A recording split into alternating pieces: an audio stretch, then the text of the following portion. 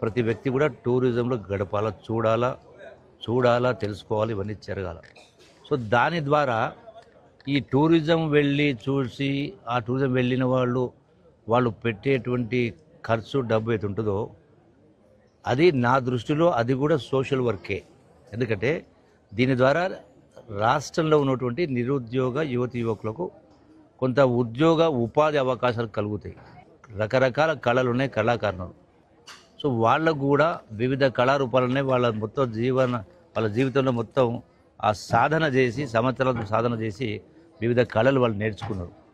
So ఆ వివిధ కళారూపాలను కూడా ఈ టూరిజం ప్రాంతాల్లో, టూరిజం ప్లేస్లలో, అట్లాగే దేవాలయాలు కావచ్చు, పురాతన కట్టడాలు కావచ్చు, ఎక్కడ అవకాశం ఉంటే అక్కడ ప్రదర్శించే కార్యక్రమం చేయడం ద్వారా వాళ్ళకు కూడా కొంత జీవన భృతి దొరికేటువంటి అవకాశం దొరుకుతుంది. రాష్ట్ర ప్రజలకు ఇంకా సంక్షేమ అభివృద్ధి కార్యక్రమం అందాలంటే రాష్ట్ర ఆదాయం కూడా పెరగాల.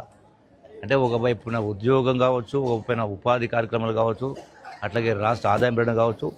ఇట్లా మారుమూల ప్రాంతాల్లో, పల్లెల్లో, గోండుగూడాల్లో, తాండాలో ఉన్నటువంటి వాళ్ళకు ఇవి చూడడం ద్వారా వాళ్ళకు కూడా ఒక ప్రేరణ కలుగుతుంది.